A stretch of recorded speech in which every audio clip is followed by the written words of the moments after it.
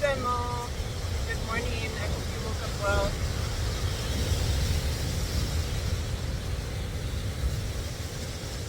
I'm here on Tongva, Gabrielino land, and I hope you can hear me with the beautiful ocean sounds in the background. So let's start. You can start kneeling on some kind of prop. It can be a stone like this beautiful grandmother that I'm sitting on, or if it's uncomfortable to kneel, you can sit in a chair.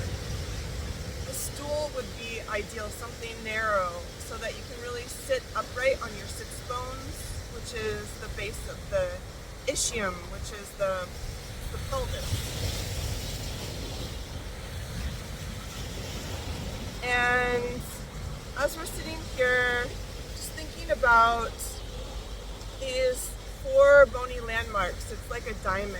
So we have the pubic bone, we have what we call the sits bones, the ischial tuberosities, and you can usually feel those quite easily when you are sitting upright. I don't want to say straight because there's so much curve and spiral in the spine, and actually sitting upright onto these sits bones allows for those curves of the spine. And then there's the tailbone, the coccyx, at the back. So you have pubic bone or pubic symphysis, they're joints. We have the sits bones, and then we have the tailbone right here. So just take a moment to feel into these bony landmarks. You might have to do a little anterior tilt, posterior tilt to feel the front and the back. And then just finding a kind of in between. And closing down the eyes. Taking in the information all around you. Surround sounds.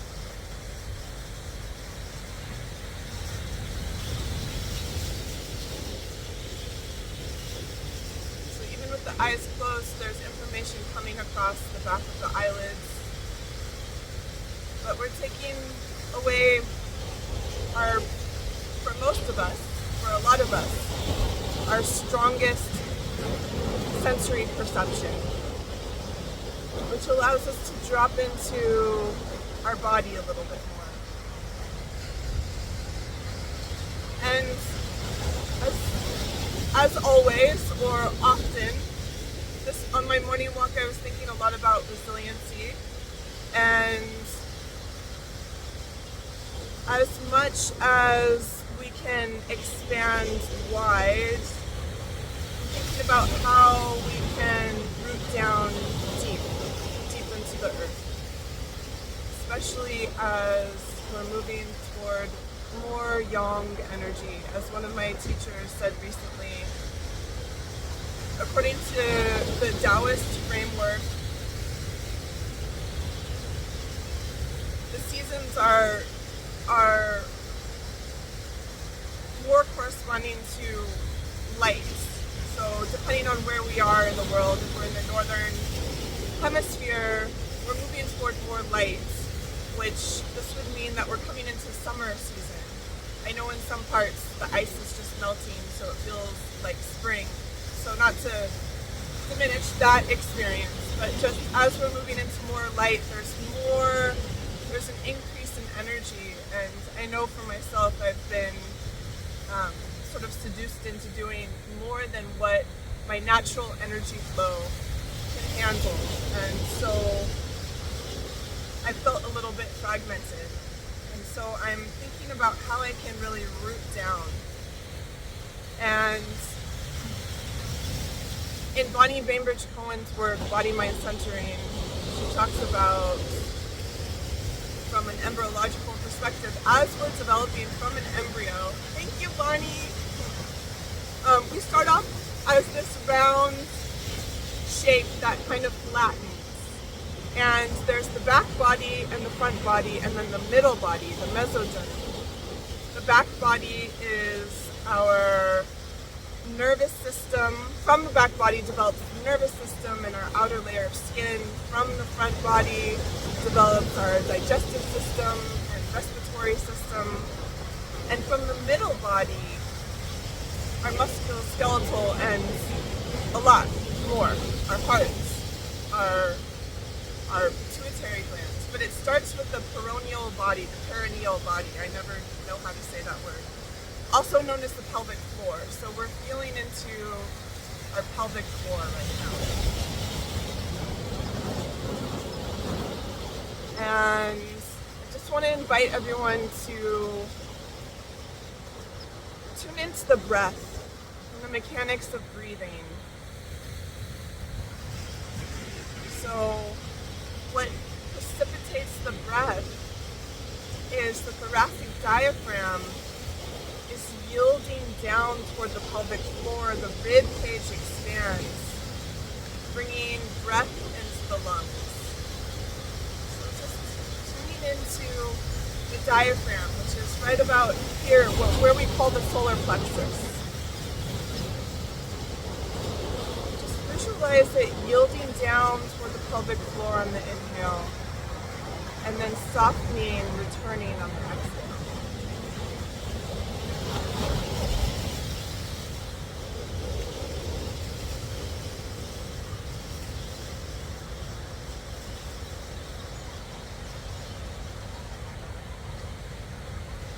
You don't have to do anything to change your breath.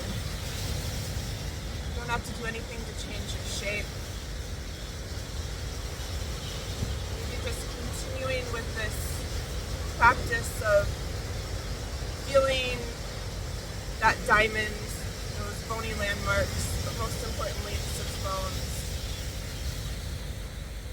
Allowing for the crown of the head to float up toward the sky.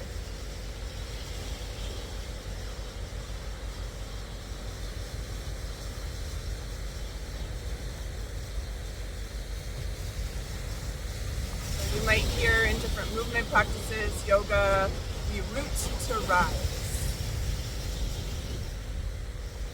So there's something to that.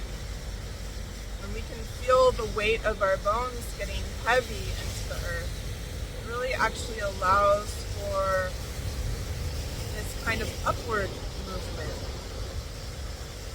And so as the peroneal body was developing, there's this cell division happening upward, the primitive streak, communicating, creating the pituitary glands, the glands of light. I'm giving a lot of information.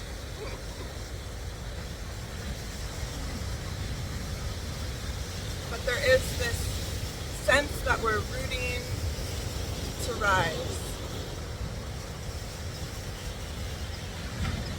What's also happening at the same time as we're inhaling and the thoracic diaphragm is yielding toward the pelvic floor is actually yielding toward the diaphragm. These 2 diaphragms moving toward one another on the inhale, and then yielding away from one another on the exhale.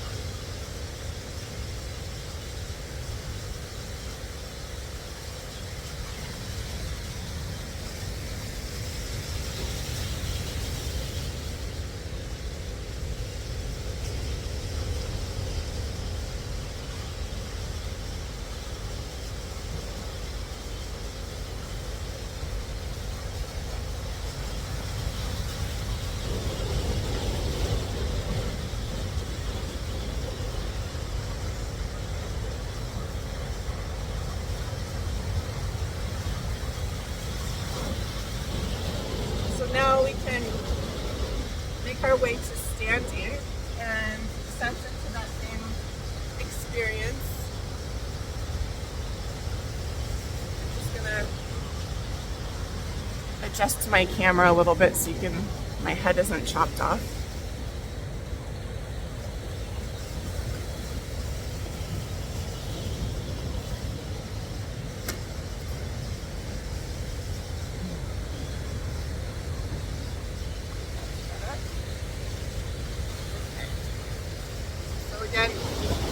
stand hip distance apart.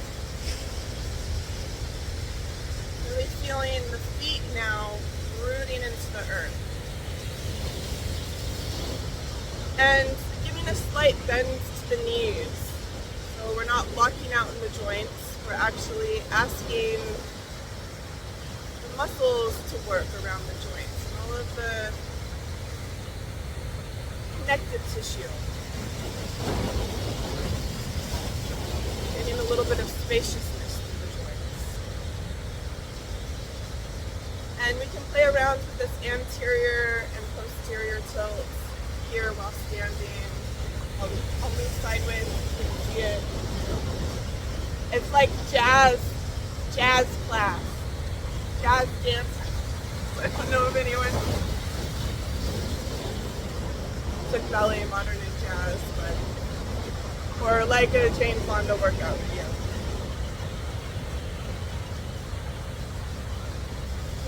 Move that pelvis. It's good for you.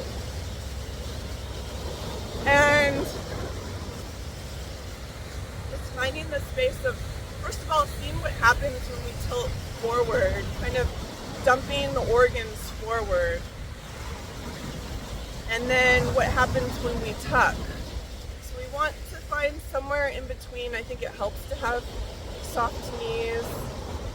Really feeling the weight of the upper body being supported by the pelvis, so not by the back. I think there's a lot of pressure that comes into the back, whether we're tilting forward or tucking under.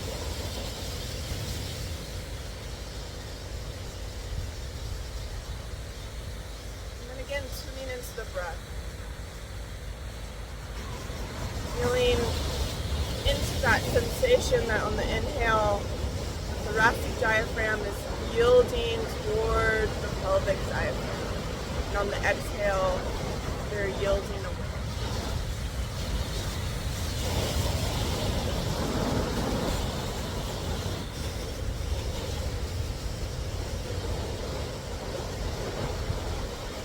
And just this seemingly very simple practice of visualizing this diaphragm really brings us into our internal awareness.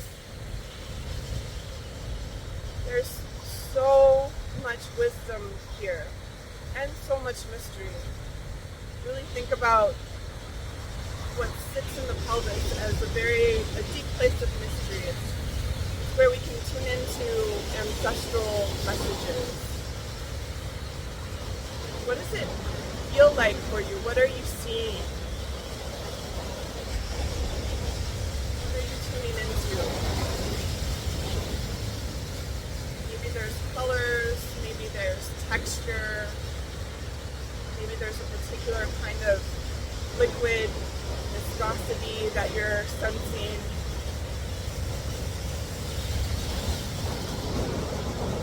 Sometimes we have the expectation that answers need to come in a very clear verbal language formulation, but maybe they can stay within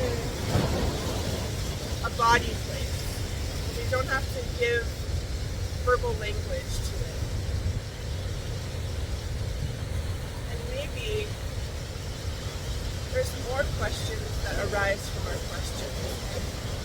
It's in that place of curiosity that perhaps something really deep will grow as we're sensing our feet rooting down. We can even imagine roots growing from the center of our feet down into the earth. What does that opposition feel like as these roots are moving down and the head is floating up? And maybe the opposition is not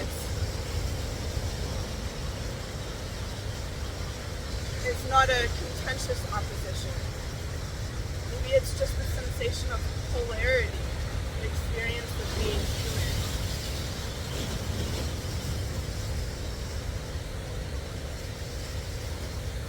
And on the next inhale, we're just going to float our arms shoulder height, and exhale to float them back down.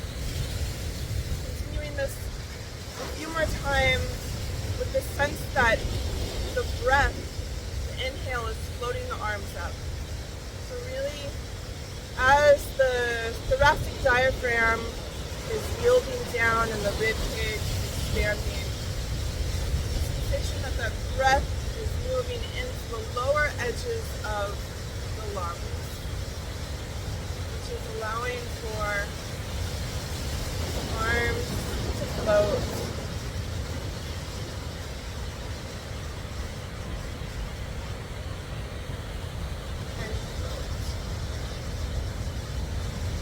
I'm not relying on this whole muscular skeletal system. I'm really feeling the energy from underneath. The arms are an extension of the shoulder blades. The shoulder blades are the base of the arms. And I am feeling this energy coming up from underneath.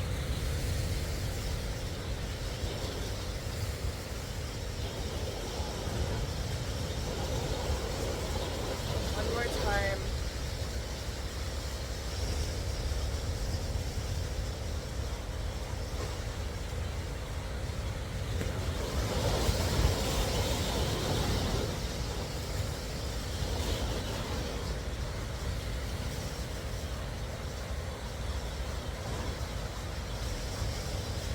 How do you feel?